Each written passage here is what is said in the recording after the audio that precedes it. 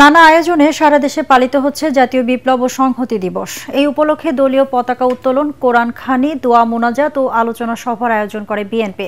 এ সময় বক্তারা বলেন, ১৯৭৫ সালের এই দিনে সিপাহী জনতার বিপ্লবের মাধ্যমে দেশে আধিপত্যবাদ, একনায়কতন্ত্র ও একদলীয় শাসনের কারণে বিরাজমান নৈরাজ্যের অবসান ঘটে।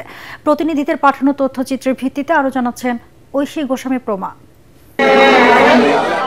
জাতীয় বিপ্লব ও সংহতি দিবস উপলক্ষে নাটোরে আলোচনা সভার আয়োজন করা হয়। এতে প্রধান অতিথির বক্তব্যে বিএনপির কেন্দ্রীয় নেতা ও নাটোর ২ আসনে দলের মনোনীত প্রার্থী অ্যাডভোকেট এম রুহুল কুদ্দুস তালুকদার দুলু বলেন, গত ১৭ বছরে স্বৈরাশাসক দেশের স্বাধীনতা ও সার্বভৌমত্বকে বিপন্ন করে তুলেছিল। সমাবেশ শেষে বর্ণাঢ্য শোভাযাত্রা নাটোর শহরের প্রধান সড়ক ঘুরে উপশহর মাঠে গিয়ে শেষ হয়। সেই আদর্শকে বারবার এই বিচ্যুতি ঘটার কারণে পরবর্তীকালে ফ্যাসিস্ট স্বৈরাচার শাসক এই ১৫-১৬টা বছর বাংলাদেশের স্বাধীনতা সার্বভৌমত্বকে আজকে বিপন্ন করেছে। দলীয় পতাকা উত্তোলন, কোরআন খানি, দোয়া মাহফিল ও আলোচনা সভার মধ্য দিয়ে বরিশালে পালিত হল জাতীয় বিপ্লব ও সংহতি দিবস। জেলা ও মহানগর বিএনপির আলোচনা সভায় অন্যদের মধ্যে বক্তব্য রাখেন বরিশাল ৫ আসনে বিএনপির মনোনীত এমপি প্রার্থী অ্যাডভোকেট মুজিবুর রহমান সরোয়ার।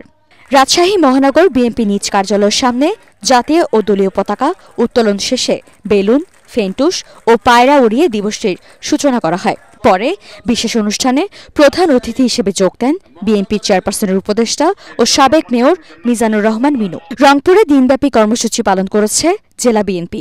নগরীর গ্র্যান্ড হোটেল মোড়ে আয়োজিত অনুষ্ঠান শেষে র্যালি ও সমাবেশের আয়োজন করে বিএনপি এবং অঙ্গ সংগঠনগুলো।